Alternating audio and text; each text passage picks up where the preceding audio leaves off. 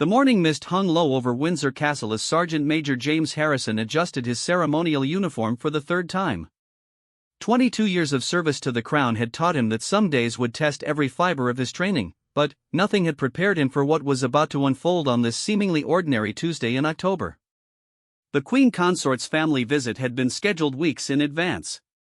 Camilla's sister, Annabel Elliot, her brother Mark Shan's widow, and several cousins were expected for what palace officials described as a private family gathering.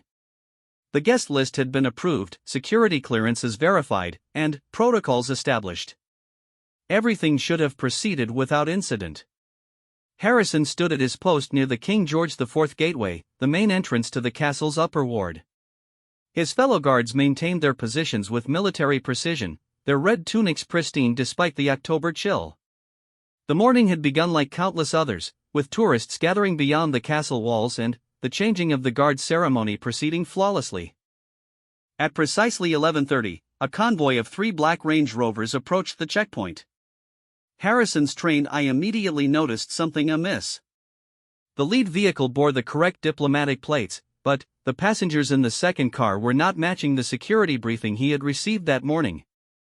Through the tinted windows, he could make out several individuals who were not on the approved visitor list. His radio crackled to life as his superior, Colonel Patricia Thornfield, confirmed what Harrison had already suspected. "Sergeant Major, we have unauthorized personnel in Vehicle 2. Proceed with standard security protocols." The convoy came to a halt at the checkpoint. Harrison approached the lead vehicle with measured steps, his hand resting casually on his radio. The driver, a middle-aged man in an expensive suit, rolled down his window with visible irritation. "Good morning," Harrison said politely but firmly. "I'll need to see identification for all passengers before proceeding." The man in the passenger seat leaned forward aggressively. "Do you know who we are?" "We're here at the invitation of the Queen Consort herself." "This is absolutely ridiculous." Harrison had encountered entitled visitors before, but something in the man's tone set off alarm bells. His years of experience had taught him to trust his instincts, and every instinct was now screaming that this situation was about to escalate beyond normal parameters. "Sir, I understand your frustration, but I must follow security protocols." "May I see your identification and invitation documentation?" The second vehicle's door suddenly swung open. A woman in her 50s emerged, her designer handbag clutched tightly in her manicured hands. "This is absolutely outrageous," she declared loudly enough for nearby tourists to hear. "We are family." "Family? Do you understand what that means?" Harrison recognized her face from security briefings, but she was specifically not on today's approved list. Emma Parker Bowles, Camilla's niece, had been involved in several public incidents over the past year that had caused significant embarrassment to the royal family. Palace officials had made it clear that her access to royal events was to be severely restricted. "Ma'am, I'm going to need you to return to your vehicle while we sort this out," Harrison said, maintaining his professional composure despite the growing tension. "I will not." Emma shot back. "My aunt is the Queen Consort, and I have every right to visit her." "This is harassment, plain and simple." More car doors began opening. A group of 6 individuals, none of whom appeared on Harrison's approved list, started gathering around the checkpoint. Their voices grew louder, their gestures more animated. Harrison could see tourists beginning to point and take photographs. This was exactly the kind of public spectacle that the palace worked tirelessly to avoid. Colonel Thornfield's voice came through his earpiece. "Harrison, we have media vehicles approaching from the south gate. This needs to be contained immediately." The situation was spiraling out of control. Harrison had 2 choices: allow unauthorized individuals into the castle to avoid a public scene, or maintain security protocols and risk creating an international incident. His training kicked in. The safety and security of the royal family always took precedence, regardless of the consequences. "Ladies and gentlemen, I'm going to need everyone to return to their vehicles immediately. We can resolve this matter through proper channels, but I cannot allow unauthorized personnel onto castle grounds." Emma Parker Bowles' face flushed red with anger. "Unauthorized? I was at Charles and Camilla's wedding. I was at the coronation. How dare you treat me like some common criminal? Ma'am, I'm not treating you like a criminal. I'm following security protocols that are in place to protect everyone, including yourself. The man from the passenger seat had now exited his vehicle as well. Harrison recognized him as David Parker Bowles, Emma's husband, who had been involved in several business scandals that had created negative publicity for the royal family. His presence here, unannounced and unauthorized, raised serious security concerns. "This is a joke," David declared, pulling out his phone. "I'm calling the papers. Let's see how this plays out in tomorrow's headlines." Harrison's heart rate increased, but his training kept his voice steady. "Sir, I would strongly advise against creating a media incident. This situation can be resolved quietly and professionally if everyone cooperates." Behind him, Harrison could hear the footsteps of additional security personnel taking positions. The castle's security protocols were designed to handle exactly this type of situation, but the presence of family members complicated everything. The last thing anyone wanted was footage of royal family members being physically removed from castle grounds. Emma stepped closer to Harrison, her voice dropping to a menacing whisper. "You have no idea who you're dealing with. When Camilla hears about this, your career will be over. Do you understand me? Over." "Ma'am, I understand your frustration, but threats against security personnel are taken very seriously. I'm going to ask you one final time to return to your vehicle so we can resolve this through proper channels." The standoff continued for several agonizing minutes. More tourists gathered, smartphones recording every moment. Harrison could see news vans arriving at the outer perimeter. This was becoming exactly the kind of public relations nightmare that could damage the monarchy's reputation. Then, unexpectedly, the radio crackled with a message that changed everything. "All units, be advised that His Majesty the King has been informed of the situation and is personally reviewing the matter. Maintain current positions until further notice."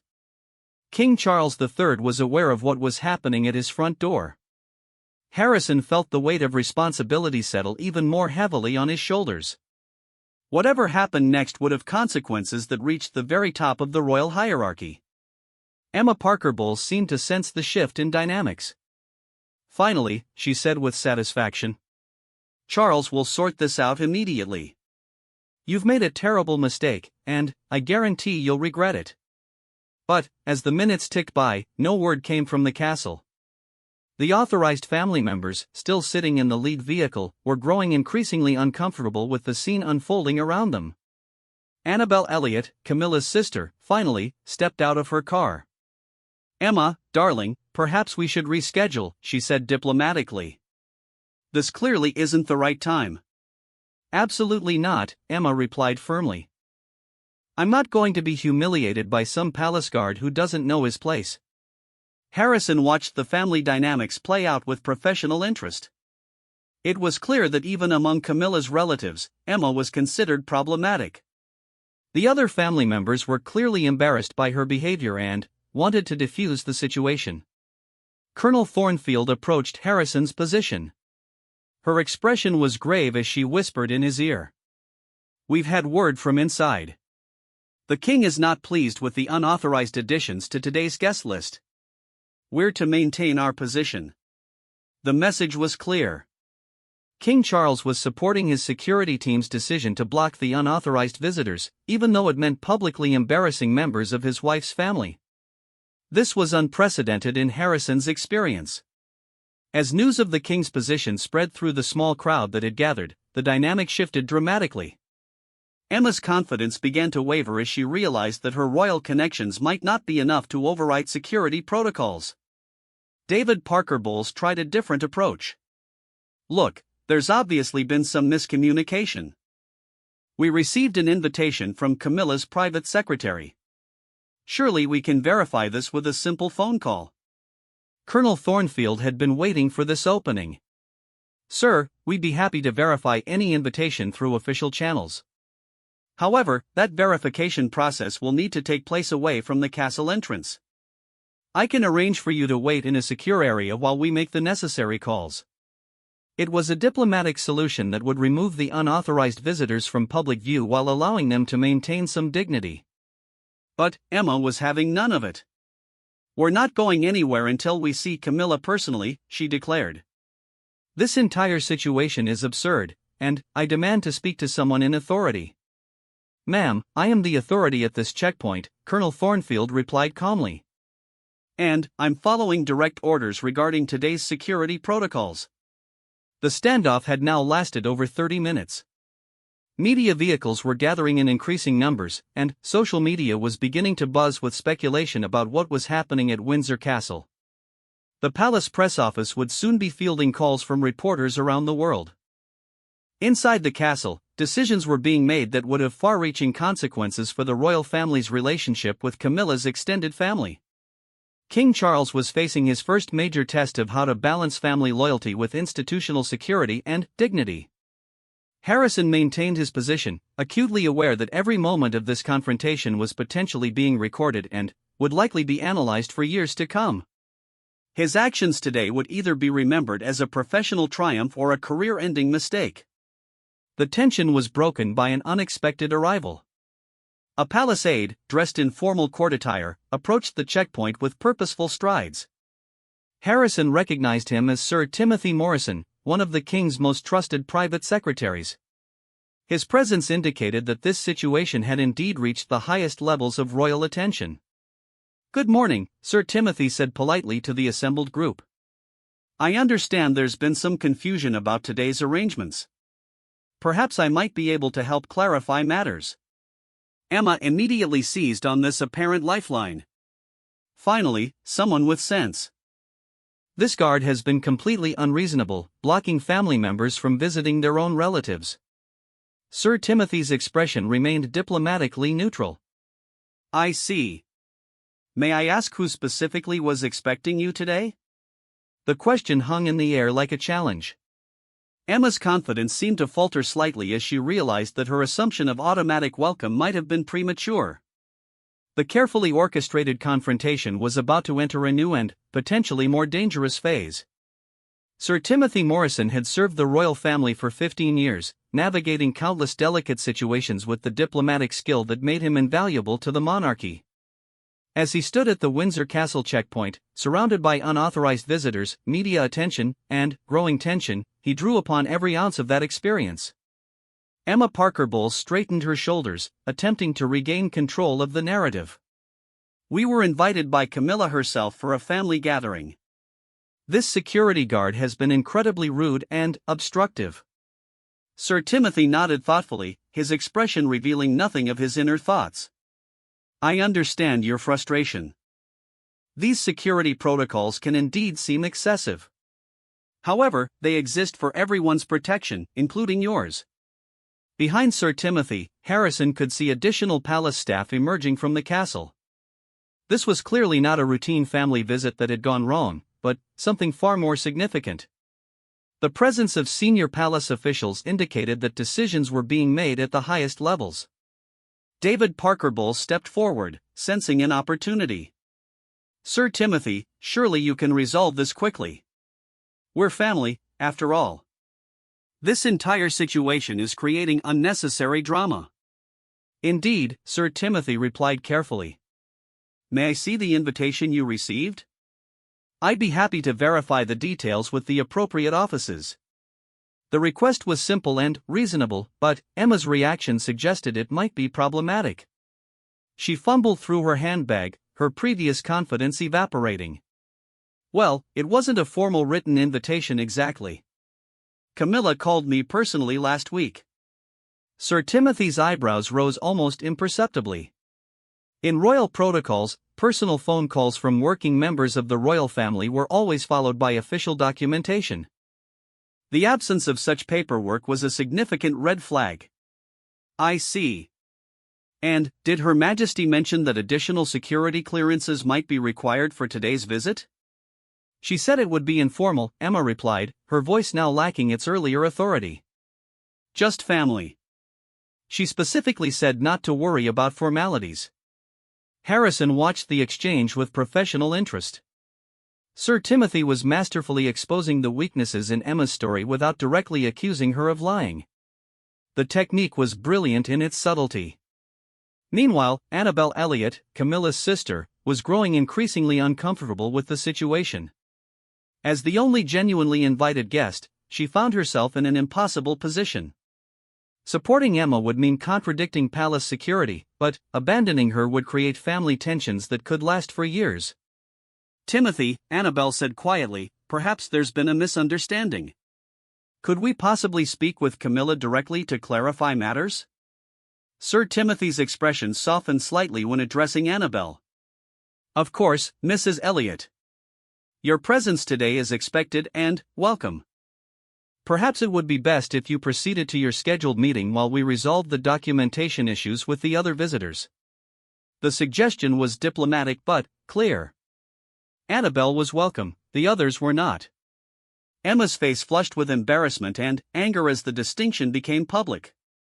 "Absolutely not," Emma declared. "We came together, and we'll stay together. I'm not going to be separated from my family because of some bureaucratic nonsense." The situation was reaching a critical point. Media vehicles had now filled the available parking spaces outside the castle, and reporters were beginning to approach the perimeter barriers. Palace press officers would soon be forced to issue statements, and every word would be scrutinized by royal watchers worldwide. Sir Timothy made a subtle gesture, and Harrison noticed additional security personnel taking positions around the checkpoint. The palace was preparing for the possibility that this situation might require a more forceful resolution. "Ladies and gentlemen," Sir Timothy said, his tone remaining diplomatically pleasant, "I'm sure we can resolve this matter to everyone's satisfaction. However, I must ask that we move this discussion away from the main entrance. There's a private reception area where we can review the documentation and clarify the arrangements." It was a reasonable request designed to move the confrontation away from public view. But Emma seemed to sense that leaving the main entrance might weaken her position. "No," she said firmly. "We'll resolve this right here, right now. I want to see Camilla, and I want to see her immediately." David Parker Bowles placed a warning hand on his wife's arm. His business experience had taught him to recognize when a situation was beyond salvage. "Emma, perhaps we should consider—" "Don't you dare," Emma cut him off. "I'm not going to be humiliated by these people. We have rights." Harrison could see Colonel Thornfield receiving updates through her earpiece. The expressions on her face suggested that the information coming from inside the castle was not encouraging for Emma's cause. Sir Timothy tried once more. "Mrs. Parker Bowles, I assure you that no one wishes to cause you any embarrassment. However, royal security protocols exist for very serious reasons. Perhaps if you could provide any documentation of your invitation, we could expedite this process. I told you, it was a personal phone call. Camilla is my aunt. I shouldn't need documentation to visit family." The claim was technically accurate but practically meaningless. Royal family members received hundreds of requests for informal visits, and the palace staff's job was to filter these requests to protect the family's privacy and security. At that moment, a new figure appeared at the castle entrance. Lady Susan Hussey, one of the Queen's former ladies-in-waiting and now an advisor to King Charles, approached the group with the measured steps of someone accustomed to handling delicate situations. Her presence indicated that this incident had reached the very top of the royal household. Lady Susan had served the royal family for over 60 years and had witnessed every type of family crisis imaginable. "Good morning, everyone," Lady Susan said with the authority that came from decades of royal service. "I understand there's been some confusion about today's arrangements." Emma immediately recognized an opportunity to appeal to a higher authority. "Lady Susan, thank goodness. This entire situation has been handled terribly. We're here at Camilla's invitation, and we're being treated like criminals." Lady Susan's expression remained neutral, but Harrison could detect a subtle shift in her posture that suggested she was not impressed by Emma's approach. "I see. And when did Her Majesty extend this invitation?" "Last Tuesday. She called me personally and said the family should get together more often. She specifically mentioned today." Lady Susan nodded thoughtfully. And, did Her Majesty mention that she would be available to receive visitors today? The question caught Emma off guard. Well, no, but, obviously if she invited us, she would be available. I'm afraid that's not necessarily the case, Lady Susan replied diplomatically. Her Majesty's schedule is arranged weeks in advance, and any changes require careful coordination with multiple departments. The implication was clear without being explicitly stated.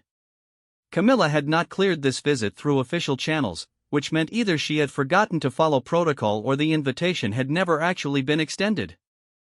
David Parker Bowles was now looking genuinely concerned.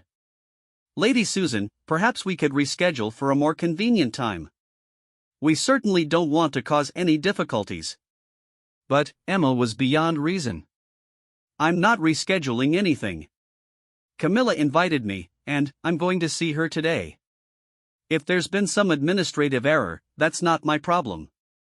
Harrison watched as Lady Susan and Sir Timothy exchanged a meaningful glance. Some form of silent communication passed between them, and Harrison sensed that a decision had been reached. Mrs. Parker Bowles, Lady Susan said with finality, I'm afraid I must inform you that Her Majesty is not available for visitors today. Her schedule includes several official engagements that cannot be postponed. That's impossible, Emma replied. She specifically invited us for today. I'm sure there's been a misunderstanding, Lady Susan said tactfully. Perhaps you could contact Her Majesty's private secretary next week to arrange an appropriate time for a visit. The suggestion was diplomatic but firm. Emma was being politely but definitively dismissed from royal premises. The message was clear to everyone except, apparently, Emma herself. This is absolutely outrageous, Emma declared, her voice rising to a level that would certainly be audible to the gathering media. I'm being thrown out of my own family's home by bureaucrats who don't understand what family means. Harrison could see reporters beginning to position themselves for better photographs and video footage. This confrontation was about to become front-page news across the British press and beyond. Lady Susan maintained her composure despite Emma's escalating behavior. Mrs. Parker Bowles, no one is throwing you out. We're simply explaining that today's visit cannot proceed as planned. I'm sure alternative arrangements can be made through proper channels. Proper channels? I'm family. I don't need proper channels to visit my aunt. The outburst was exactly what the media had been waiting for. Cameras began clicking, and Harrison could see reporters frantically typing on their phones. Within hours, this scene would be analyzed by royal commentators around the world. At that crucial moment, an unexpected development changed the entire dynamic of the confrontation. A message came through multiple earpieces simultaneously, and Harrison could see the expressions on the faces of all the senior palace staff shift dramatically. Lady Susan stepped away from the group briefly to receive additional information through her secure communication device. When she returned, her demeanor had changed subtly but significantly. Ladies and gentlemen, she announced, I've just received word that His Majesty the King would like to address this situation personally. The announcement sent a shock through the assembled group. Direct royal intervention in security matters was extremely rare and indicated that this incident had escalated far beyond a simple family misunderstanding. Emma's face lit up with vindication. Finally. Charles will sort this out immediately. He knows how important family is. But Harrison noticed that the senior palace staff did not look relieved by this development. If anything, they appeared more concerned than before. The king's personal involvement could mean many things, but, given the circumstances, it was unlikely to result in the outcome Emma was expecting. The next few minutes would determine not just the resolution of this immediate confrontation, but potentially the future relationship between the royal family and Camilla's extended relatives. The stakes had just become much higher than anyone had initially realized. The atmosphere around the Windsor Castle checkpoint became electric with tension as word spread that King Charles III himself was about to address the situation. Sergeant Major Harrison had served through 3 monarchs but had never experienced direct royal intervention in a security matter. The implications were staggering. Emma Parker Bowles smoothed her hair and adjusted her jacket, clearly believing that the king's arrival would vindicate her position. "You'll all see," she said confidently to the assembled palace staff. "Charles values family above everything else. This whole misunderstanding will be cleared up in minutes." But Harrison noticed that Lady Susan Hussey and Sir Timothy Morrison did not share Emma's optimism. Their expressions remained carefully neutral, but there was an underlying tension that suggested they knew something Emma did not. The media presence outside the castle gates had swelled dramatically. News vans from every major British network were now present, along with international correspondents who had rushed to cover what was being described as an unprecedented royal family crisis. Social media was exploding with speculation about what could cause such a public confrontation at the monarchy's most visible residence. David Parker Bowles was growing increasingly uncomfortable with the situation. "Emma," he whispered urgently, "perhaps we should reconsider. This has become very public, and I'm not sure that's in anyone's best interest." "Nonsense," Emma replied firmly. "The truth always comes out, and the truth is that we were invited here by family. Charles will confirm that immediately." Lady Susan received another message through her earpiece and stepped forward. "Ladies and gentlemen, His Majesty will be arriving shortly. I must ask that everyone remain calm and respectful during his visit." The warning seemed directed specifically at Emma, who was still radiating indignation about her treatment. Harrison wondered if the palace staff had concerns about how she might behave in the presence of the king. Minutes passed with agonizing slowness. The authorized guests, led by Annabel Elliot, remained in their vehicles, clearly uncomfortable with being associated with the unfolding drama. Other family members who had legitimate invitations were now trapped in a situation that threatened to embarrass everyone involved. Then, precisely at 12:45, a distinctive sound echoed across the castle grounds. The unmistakable rhythm of military boots on cobblestone announced the approach of the King's Guard. Harrison straightened to attention as the formal procession appeared. King Charles III emerged from the castle's main entrance flanked by two equerries and followed by his private security detail. At 75, the king carried himself with the dignity and authority that came from a lifetime of royal duty. His expression was unreadable, but there was a gravity to his demeanor that immediately silenced all conversation. Emma's confidence seemed to waver slightly as she realized the full formality of the king's approach. This was not the informal family intervention she had expected, but something far more official and potentially ominous. The king stopped 10 feet from the checkpoint, his gaze sweeping over the assembled group with careful assessment. When his eyes met Harrison's, the sergeant major felt the weight of royal scrutiny but also detected a subtle nod of acknowledgement. "Good afternoon," the king said, his voice carrying clearly across the courtyard. "I understand there has been some confusion about today's visitor arrangements." Emma immediately stepped forward, her earlier bravado returning. "Your Majesty, thank you for coming personally. There has indeed been confusion. Your security staff has been preventing family members from visiting, despite our clear invitation from Camilla." King Charles listened without interruption, his expression remaining diplomatically neutral. When Emma finished speaking, he turned to Lady Susan with a questioning look. "Your Majesty," Lady Susan responded formally, "we have been unable to locate any official documentation authorizing today's visit by the additional guests. The approved visitor list includes only Mrs. Elliot and her immediate party." The king nodded slowly, then addressed Emma directly. "Mrs. Parker Bowles, may I ask when you last spoke with my wife about visiting Windsor?" Emma's confidence was beginning to crack under the formal weight of royal interrogation. "Last Tuesday, Your Majesty. She called me personally and said we should spend more time together as family." "I see. And did she specifically invite you to Windsor Castle today?" The question was precise and unavoidable. Emma hesitated before answering. "Well, not Windsor specifically. But she mentioned that she would be here today, and I assumed." "You assumed," the king repeated quietly. The two words carried enormous weight, and everyone present understood their significance. Harrison watched as the truth of the situation became clear. There had been no formal invitation. Emma had taken a casual family phone call and interpreted it as official permission to visit one of the most secure royal residences in Britain, bringing unauthorized guests who had been specifically excluded from royal events. David Parker Bowles looked genuinely mortified. "Your Majesty, I deeply apologize for any confusion. We had no intention of creating difficulties." King Charles acknowledged the apology with a slight inclination of his head, but his attention remained focused on Emma. "Mrs. Parker Bowles, I'm sure you understand that Windsor Castle operates under strict security protocols. These measures exist not only to protect my family but also to ensure the safety of all our visitors." Emma's face was flushing red with embarrassment and anger. "But surely family members should be able to visit without all this bureaucratic nonsense. We're not terrorists, we're relatives." The king's expression hardened almost imperceptibly. "Family status does not exempt anyone from security requirements.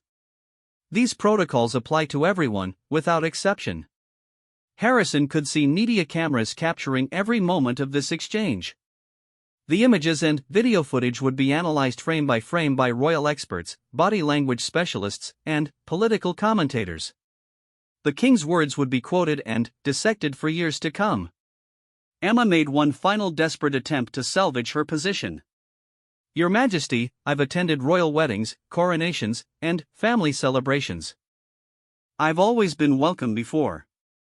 "You have indeed attended events to which you were formally invited," the king replied with devastating precision. "However, those invitations were issued through proper channels with appropriate security clearances. Today's visit lacks such authorization." The finality in his voice was unmistakable.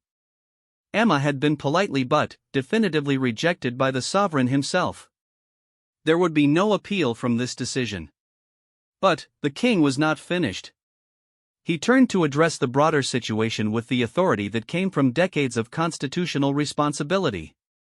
"Let me be absolutely clear about something," he continued, his voice carrying across the courtyard with regal authority. "The security of royal residences is not negotiable.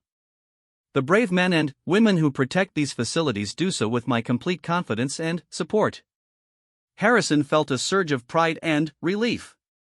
The king was publicly backing his decision to block the unauthorized visitors, despite the family complications involved. Sergeant Major Harrison and his colleagues have performed their duties with exemplary professionalism today. They have my gratitude and my complete confidence. The public endorsement was unprecedented. Royal security personnel typically remained invisible, their contributions acknowledged only in private.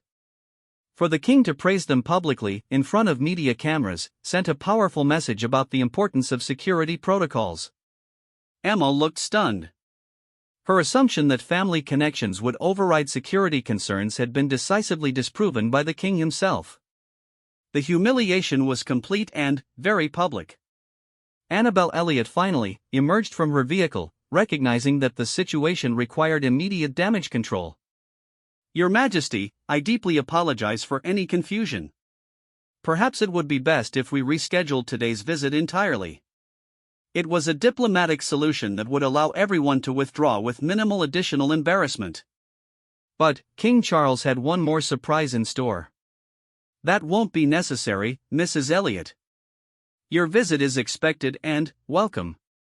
Please proceed to the royal apartments as scheduled."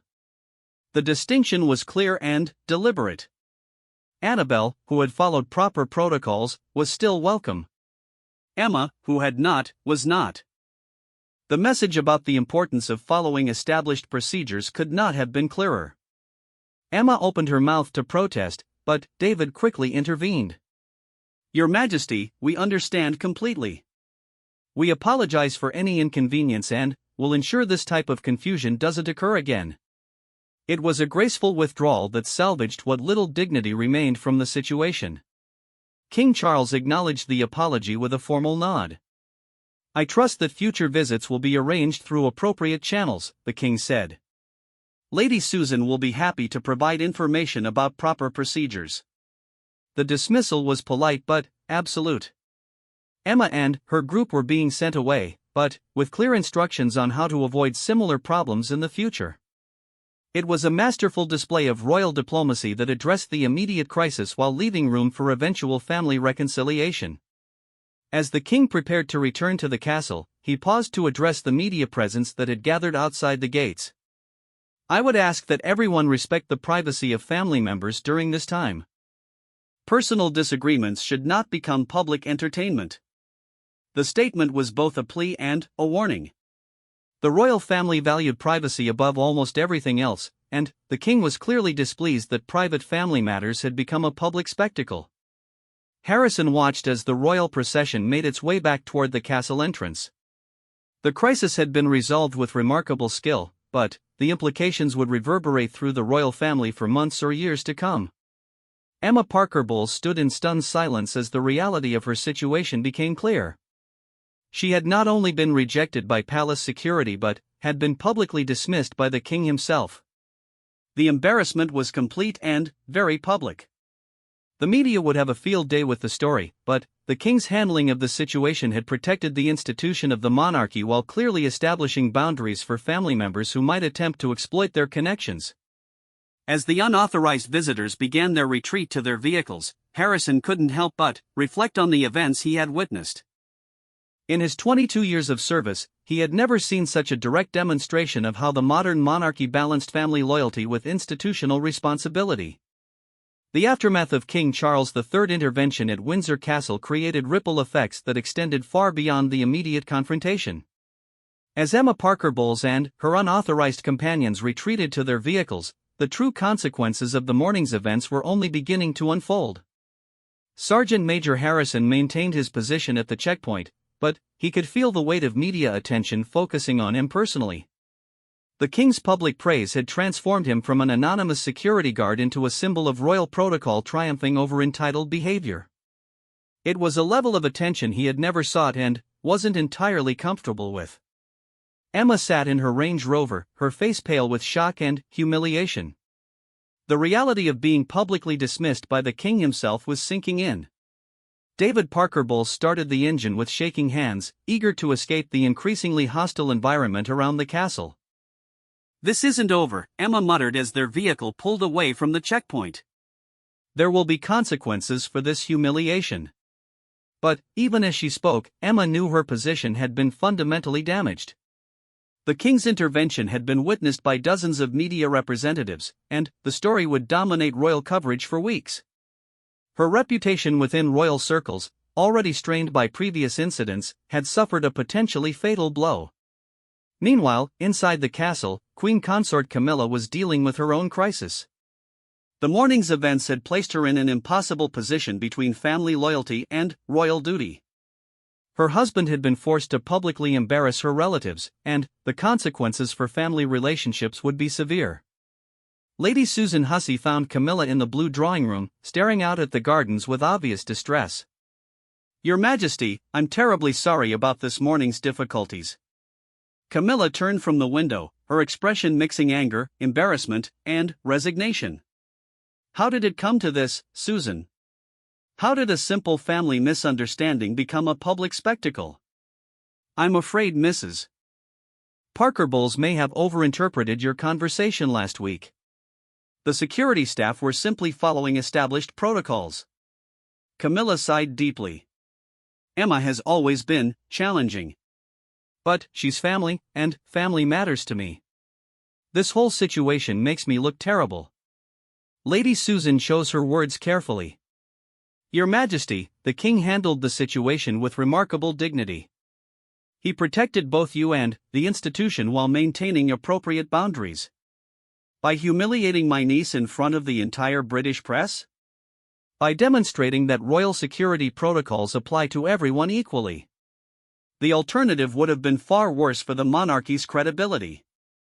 Camilla understood the logic, but understanding didn't make the personal consequences any easier to bear. Her relationship with her extended family would never be the same after today's events. Outside the castle, media representatives were scrambling to understand the full implications of what they had witnessed. Royal correspondents who had covered the family for decades were struggling to recall any similar incident of such direct confrontation between security and family members. Rebecca Martinez, royal correspondent for the BBC, was already preparing her analysis for the evening news. What we witnessed today represents a fundamental shift in how the modern monarchy handles family conflicts, she explained to her camera crew. King Charles sent a clear message that royal privilege cannot override security protocols. The story was spreading rapidly across social media platforms. Hashtags like #WindsorGate and #R